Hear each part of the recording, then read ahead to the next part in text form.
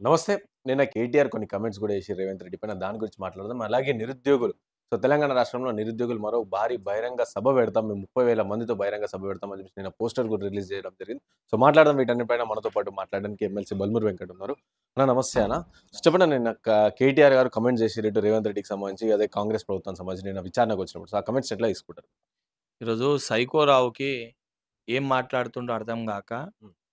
జీవితంలో ముఖ్యమంత్రి కాలేను, మళ్ళా మా పార్టీ అధికారంలోకి రాదని జెప్పి, హ్మ్. విషం జిమ్మే ప్రయత్నము కేటీఆర్ మాటల్లో చాలా స్పష్టంగా నిన్న కనబడ్డది. వాస్తవానికి నిజంగా కమిషన్ ముందుకు మీ నాయనని పిలిచిర్రనంటే, మీకు చెప్పుకోనికి ఒక అవకాశం కల్పించినట్టు. హ్మ్. నువ్వు తప్పు చేయకపోతే. కానీ నువ్వు పిలుసుడే తప్పు అని జెప్పి నువ్వు మాట్లాడుతున్నంటే, నువ్వు తప్పు జేసినట్టు అంగీకరించాల్సొస్తది. హ్మ్. అండ్ కేటీఆర్ నోటికొచ్చినట్టు మాట్లాడితే దాన్ని ఊరుకునే పరిస్థితి ఉండదు. రేపొద్దున అదే రకంగా మేము గూడా సమాధానాలు చెప్పాల్సొస్తదని జెప్పి ఆళ్ళ ప్రెస్ ముఖంగా చానా నీట్‌గా, స్పష్టంగా కేటీఆర్ గూడా వివరణ ఇవ్వడం జరిగింది. హ్మ్. నిజంగా నీకు బాధ్యతుంటే మీ నాయనని ప్రూవ్ జేసుకోమని జెప్పు. తప్పు చేయలే అని జెప్పి. ప్రజా సమస్యల పైన మీదేదైనా మాట్లాడేదుంటే మాట్లాడుండ్రి. అండ్ తెలంగాణ సంపద దోచుకున్న నువ్వు గాని, మీ బాబు గాని, మీ బావ గాని ఎవరన్నా 100% స్కామ్ జేస్తే అవన్నిటిని గూడా బయటికి తీసుకొనొచ్చి తెలంగాణ ప్రజల ఒక వెల్‌ఫేర్ కోసము దాన్ని ఖర్చు పెట్టడం జరుగుతది. నువ్వు ఎన్ని మాటలు జేసినా, ఎన్ని రాజకీయ కుతంత్రాలు జేసినా, ఎన్ని రకాలుగా నువ్వు మాట్లాడినా దాంట్లో ఆగేదుండదు, భయపడేదుండదు. అంటే దీనిపైన వాళ్ళు మాట్లాడుతున్నారు. ఇది ఒక కేసీఆర్‌కి నోటీసులిస్తే యావత్ తెలంగాణ ప్రజలకి ఇచ్చినట్టే నోటీస్ అని చెప్పేసి ఒకళ్ళు చెప్తా ఉంటే, ఇంకో వైపు ఇది కావాలని చేస్తున్నారు. ఇదంతా కూడా కావాలని ఏం ఎందుకంటే జేసిండు? హ్మ్. కేసీఆర్ అనేటోడు ఏం జేసిండు హ్మ్. తెలంగాణ రాష్ట్రానికి? తెలంగాణ ఉద్యమం 1960స్‌లోనే ప్రారంభమైంది. పురుషోత్తమరావు గారు ఆ తెలంగాణ ప్రజా సమితికెళ్ళి ఆ సింబల్ పైన పోటీ జేసి గెలిచిన ఏకైక ఎమ్మెల్యే. హ్మ్. ఆయన ఇప్పటికి గూడా వారు బతికే ఉన్నారు. 10 ఏండ్లలో నువ్వు కనీసం వారిని గౌరవించుకోలే. మా ప్రభుత్వం వచ్చాక మేము గాంధీ భవన్‌లో వారిని పిలిచి సత్కరించుకొని గౌరవించుకున్నాం. హ్మ్. కేసీఆర్ ఒక్కడు ఉద్యమాన్ని ప్రారంభించలే. సరే కే కే కేసీఆర్ అనే వ్యక్తి కీ రోల్ ప్లే చేసుంటాడు. బట్ హ్మ్. కేసీఆర్ ఒక్కడే తెలంగాణ గాదు. తెలంగాణ ప్రజలందరి యొక్క ఆకాంక్ష తెలంగాణలో చాలా మంది ఉద్యమకారులు, తెలంగాణలో ప్రతి ఒక్క యువకుడు, విద్యార్థులు అందరూ గూడా తెలంగాణ ఉద్యమంలో పాలుపంచుకున్నారు. పార్టీలకి, కుల మతాలకు అతీతంగా హ్మ్. రాష్ట్రం కావాలని. హ్మ్. ఇవన్నిటిని గూడా పరిగణలోకి తీసుకొని తెలంగాణ రాష్ట్రాన్ని కాంగ్రెస్ పార్టీ సోనియమ్మ తెలంగాణ రాష్ట్ర ఏర్పాటుకి ఆ రోజు కృషి చేసింది. సోనియా గాంధీ గారి వల్లనే తెలంగాణ రాష్ట్రం ఏర్పడింది. హ్మ్. నువ్వు దాన్ని అడ్డం పెట్టుకొని 10 ఏండ్లు రాజభోగాలు అనుభవించి, నువ్వు తెలంగాణకి రాజు లెక్క, నీ కొడుకు నెక్స్ట్ యువరాజు లెక్క, నీ బిడ్డకి, నీ కొడుక్కే ఏదైతే నువ్వు సంపాదించిన ఆస్తిని సరిగా పంచలేక పంపకాలతోటి పంచాయతీ వచ్చింది. ఇయాల కళ్ళకు కట్టినట్టు కనబడుతుంది. హ్మ్. ఇవన్నిటిని మర్చిపోయి ఇష్టం వచ్చినట్టు ఏది పడితే అది మాట్లాడి, కేసీఆర్‌ని పిలిస్తే కేసీఆర్ జాతిపిత అని చెప్పి హరీష్ రావు బయటకొచ్చి మాట్లాడితే, జాతిపిత అంటే ఏందో పోయి చదువుకుంటే స్కూల్‌లో చిన్నప్పుడు తెలుస్తది. హ్మ్. హ్మ్. మహాత్మా గాంధీ గారిని జాతిపిత ఎందుకంటారు? అధికారం వద్దన్నారు, పదవి వద్దన్నారు, పైసలొద్దన్నారు. ప్రజల సేవ కోసం తన ప్రాణాలను అర్పించారు కాబట్టి ఆయనకి జాతిపిత అనే హ్మ్. బిరుదు ఆయనను బిరుదొచ్చింది. హ్మ్. బిరుదొచ్చింది. నువ్వది మర్చిపోయి ఈరోజు కేసీఆర్‌కి దానికి కలిగిస్తే, కేసీఆర్ కంప్లీట్ భిన్నం దానికి. హ్మ్. హ్మ్. దళితుడిని ముఖ్యమంత్రి చేస్తా అన్నాడు. అధికారం రాగానే ముఖ్యమంత్రి కుర్చీ గుంజుకుండు. హ్మ్. దళితులా నన్ను ప్రశ్నించేదని చెప్పి, ఓ దళిత ఉప ముఖ్యమంత్రి ఉంటే తొలగించినవు. ప్రతిపక్ష నాయకుడు దళితుడుంటే హ్మ్. ఆ సీఎల్‌పీఏ ఉండొద్దని చెప్పి ఎమ్మెల్యేలని గుంజుకున్నావు. 10 ఏండ్లు నన్నెవరు ప్రశ్నించొద్దన్న ఉద్దేశ్యంతోటి ఒక రాజు లెక్క ఫార్మ్ హౌస్‌కే పరిమితమైనవు. ఏ స్కీమ్ తీసుకొచ్చినా ఏ రకంగా స్కామ్ చేయాలని చెప్పి అడ్డగోలుగా స్కాములు చేసి తెలంగాణ రాష్ట్ర సంపదని దోచుకున్నావు. దానికి నీకు పోలికెక్కడిది? హ్మ్. సరే నీ అల్లుడేదో నీ దగ్గర మార్కులు కొట్టి నీకీ కొడుకు కంటే ఎక్కువ మార్కులు నేను కొట్టేస్తే రేపొద్దున నీ కృషి ఆయనకొస్తదేమో అనే ఉద్దేశంతోటి మాట్లాడితే మాట్లాడొచ్చు గానీ, తెలంగాణ ప్రజలందరూ గూడా ఈరోజు నవ్వుతుర్రు. ఈ వ్యవహారాన్ని మార్చుకోకపోతే రేపొద్దున ఈ కుటుంబం బయట తిరిగితే తెలంగాణలో ఉన్న యువకులే రాళ్ళతో కొట్టే పరిస్థితి ఏర్పడతది. ఇప్పుడు కాంగ్రెస్ ప్రభుత్వం వచ్చేసి సుమారుగా 18 నెలల వరకు అవుతుంది. ఈ నేపథ్యంలో కాంగ్రెస్ ప్రభుత్వం అధికారంలో రానికి ప్రధాన పాత్ర పోషిస్తుంది. మేము నిరుద్యోగులం అందరం కలిసి ఊరూరు పోయి అమ్మ వాళ్ళ కాళ్ళు కడుపులు పట్టుకున్నాం. అలాంటి మా కోసం జాబ్ క్యాలెండర్ ఇచ్చిర్రు ఓకే. కానీ జాబ్ క్యాలెండర్ ప్రకారం నోటిఫికేషన్ ఎందుకు ఇస్తలేరని చెప్పేసి అడుగుతా ఉన్నాను. అలాగే పెద్ద బహిరంగ ర్యాలీ చేసాం. కాంగ్రెస్ పార్టీకి వ్యతిరేకంగా మేము ఇక ఇప్పటి నుంచి పనిచేస్తామని చెప్పేసి నిరుద్యోగులందరూ కూడా పోస్టర్ రిలీజ్ చేసి వాళ్ళు మాట్లాడుతున్నారు.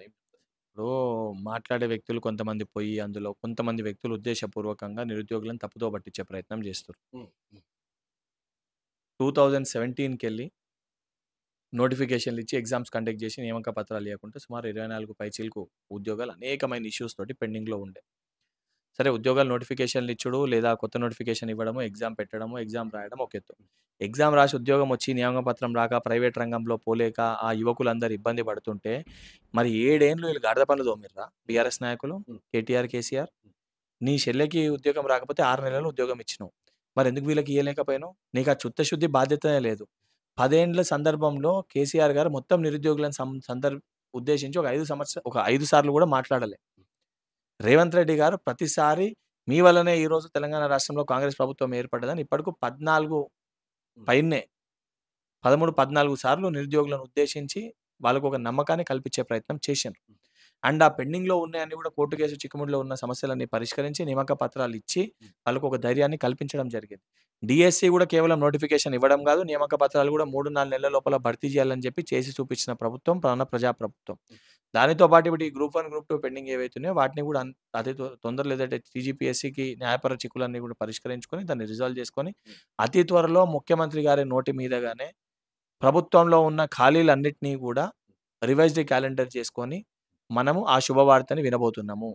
దాన్ని మళ్ళా రాజకీయ లబ్ధి పొందాలని చెప్పి మేము చేస్తేనే ఇది వచ్చిందని చెప్పి చూపించుకోవడంలో ప్రయత్నంలో భాగంగా కొంతమంది వ్యక్తులు, ప్రతిపక్ష పార్టీలు ఉన్న కొంతమంది వ్యక్తులు నిరుద్యోగుల మధ్యలో కొంతమందిని ఉద్దేశపూర్వకంగా పంపించి వాళ్ళ పొలిటికల్ బెనిఫిట్ కోసం ఈరోజు ఇసొంటి ఒక వ్యాఖ్యలు గాని, ఇసొంటి ఒక పరిస్థితిని తీసుకొచ్చే ప్రయత్నం చేస్తారు. కానీ 100% తెలంగాణలో ఉన్న నిరుద్యోగులందరూ కూడా వాస్తవాలేందో తెలుసు. 10 ఏళ్ళు బీఆర్ఎస్ పార్టీ అధికారంలో ఉన్నప్పుడు ఏ సందర్భంలో కూడా కనీసము కల్వకుంట్ల చంద్రశేఖరరావు ఎవరన్నా ప్రెస్ వాళ్ళు అడిగినా కూడా నిరుద్యోగులను ఉద్దేశించి మాట్లాడిన దాఖలాలు లేవు. నిరుద్యోగులు చనిపోతే కూడా దాన్ని వక్రీకరించి తప్పుడుగా చూపించిన వ్యక్తి కల్వకుంట్ల తారక రామారావు. హరీష్ రావు నిరుద్యోగులు ఇదే రిప్రజెంటేషన్ ఇయ్యనీకి పోతే పేపర్ వాళ్ళ ముఖాల పైన కొట్టిన వ్యక్తి హరీష్ రావు.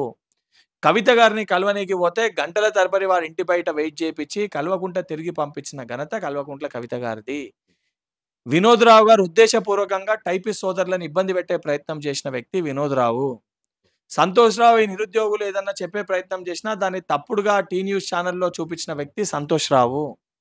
ఇవన్నీ కూడా తెలంగాణ రాష్ట్రంలో ఉన్న నిరుద్యోగులందరికీ కూడా తెలుసు.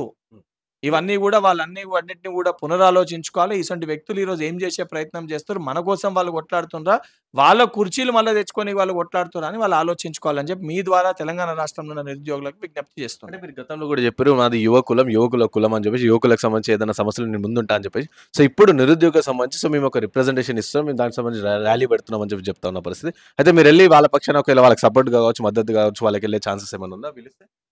వాళ్ళకి ఏదైనా సమస్య ఉంది, ఈ ప్రాబ్లం ఉందని చెప్పి చెప్తే తప్పనిసరిగా వాళ్ళని తీసుకొని వెళ్ళి ఆ సంబంధించిన డిపార్ట్మెంట్ ముందే కూర్చోబెట్టి వాళ్ళ క్లారిటీ తప్పనిసరిగా ఆ రోజు చెప్పి ఈ రోజు చెప్తున్నా పల్మూరు వెంకట్ ఇప్పిస్తాడు.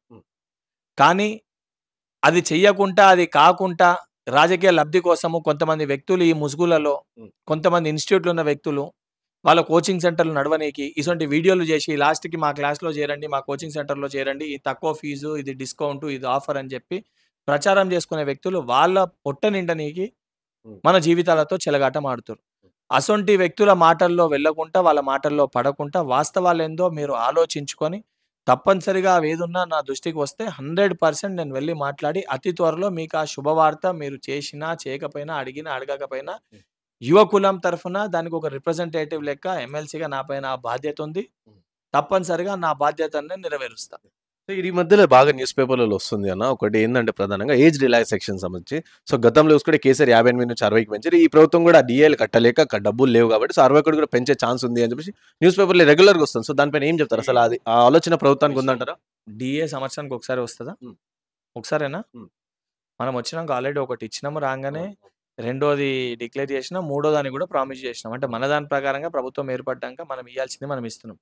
ఈ పెండింగ్లో ఉన్నాయని ఏ సన్నాసి పెట్టిపోయాడు, రోడ్డు పెట్టిపోయింది ఇవి. ఆడు పెట్టిపోయినోడు ఇవాళ బయటకు వచ్చి దీని గురించి మాట్లాడుతుండు. అండ్ ఈ ఏజ్ పెంపు దానిపైన ఇప్పటివరకు నాకు తెలిసి దానిపైన మా నాయకులు ఎవరు మాట్లాడలేదు. అదేదన్నా ఉంటే అఫీషియల్గా అట్లేదన్నా ఉంటే మాట్లాడతారు. అఫీషియల్గా రాకముందే కాకముందే దాన్ని మిస్లీడ్ చేసి తప్పుదో పట్టించి ఉద్యోగాలు రావు అని చెప్పి చూపించే ప్రయత్నము, చిత్రీకరించే ప్రయత్నము ప్రతిపక్ష పార్టీలు చేస్తున్నాయి. అండ్ మళ్ళా చెప్తున్నా, నిరుద్యోగ సోదరులు ఈరోజు ఎవరి మాటలు మాట్లాడుతున్నారో 10 ఏళ్ళ వాళ్ళ ప్రవర్తన ఏ విధంగా ఉంటే మనం కూడా ఒకసారి పునరాలోచించుకోవాలి. వాళ్ళు ఏమేం చేసిరో ఒకసారి మనం పునరాలోచించుకోవాలి. 100% నిరుద్యోగులకు ఇచ్చిన మాట మేరకు ప్రభుత్వంలో ఉన్న ఖాళీలన్నిటినీ కూడా ఈ ప్రభుత్వం భర్తీ చేస్తది. మీకు ఇచ్చిన మాట మేరకు ఈ ప్రభుత్వం నిలబడుంది. ఇది మనము తెచ్చుకున్న మన ప్రజా ప్రభుత్వము. దీన్ని జీర్ణించుకోలేక, తట్టుకోలేక మనకెక్కడ ఉద్యోగాలు వస్తాయని చెప్పి ఈరోజు బీఆర్ఎస్ పార్టీ, బీజేపీ పార్టీ ఇద్దరు కలిసి విషం జిమ్మి దీన్ని అడ్డుకునే ప్రయత్నం చేస్తుర్రు. దయచేసి ఇసొంటి వ్యక్తుల మాటల్లో పడకండి అని చెప్పి నిరుద్యోగులకు విజ్ఞప్తి చేస్తున్నా. ఫైనల్‌గా చెప్పండన్న క్యాబినెట్ విస్తరణ రీసెంట్‌గా జరిగింది. సో, అందులో అన్ని సామాజిక వర్గం సంబంధించి మీరిచ్చిర్రు. ఆల్రెడీ వాళ్ళ క్యాబినెట్ సంబంధించి హోదా కూడా కల్పించారు. అయితే అందులో కాంగ్రెస్ పార్టీ ప్యూర్ నాయకులకు కావచ్చు, సీనియర్ నాయకులకు కావచ్చు, మాకు కూడా వస్తాయని చెప్పి చాలామంది ఆశాభావం వ్యక్తం చేస్తారు. సో, అలాంటి వాళ్ళకి ఇవ్వలేరు. అండ్ సామాజిక న్యాయం కూడా కొంతవరకు జరిగింది. ఇంకొంతవరకు జరగలేదు అని చెప్పి ఒక చర్చ నడుస్తుందన్న. దీనిపైన ఏదన్నా ప్రొసీజర్ సిస్టమ్ ప్రకారంగా సామాజిక వర్గ న్యాయం జరుగుతది. హ్మ్. ఈరోజు 100% జరిగిందని చెప్పి నేను భావిస్తున్నా. హ్మ్. అండ్ సరే ఆ సామాజిక న్యాయం జరిగే క్రమంలో సీనియర్, జూనియర్స్‌కి 1, 2 చోట్ల ఇబ్బందులు కలుగుతాయి. కానీ నికార్సైన కాంగ్రెస్ పార్టీ కార్యకర్తలు పార్టీ భవిష్యత్తు కోసము పార్టీ ఒక నిర్ణయం తీసుకుంటే మనం కట్టుబడి ఉండాలి. హ్మ్. పదవులనేటివి శాశ్వతం కాదు. మనం ప్రజలకి ఏం మెసేజ్ ఇస్తాం, సొసైటీకి ఏం మెసేజ్ ఇస్తాం అని చెప్పి ఆ విధంగా మనం ఆలోచించాలి. హ్మ్. నిజంగా కాంగ్రెస్ పార్టీ కార్యకర్తకి ఎవరికైనా ఇబ్బంది పడితే మన పార్టీ హ్మ్. కోసము మనము సాక్రిఫైస్ చేసే ఒక అవకాశం మనకు కలిగిందని చెప్పి మనం ఆ సాటిస్ఫాక్షన్‌తో ఉండాలే తప్ప నాకు రాలేదని చెప్పి మనం విషం జిమ్మే ప్రయత్నం చేస్తే వాళ్ళు రేపొద్దున దాన్ని వేరే రకంగా పరిగణలోకి తీసుకోవాల్సొస్తది. ఇది వాళ్ళకి చెప్పే అంత పెద్ద వ్యక్తిని నేను అవును. గాదు. 100% వాళ్ళకి అన్యాయం జరిగిందంటే పార్టీ ఏడో ఒక చోట, ఎక్కడో ఒక సముచిత స్థానం, సముచిత న్యాయం తప్పనిసరిగా పార్టీ చేస్తది. థాంక్ యూ అన్న.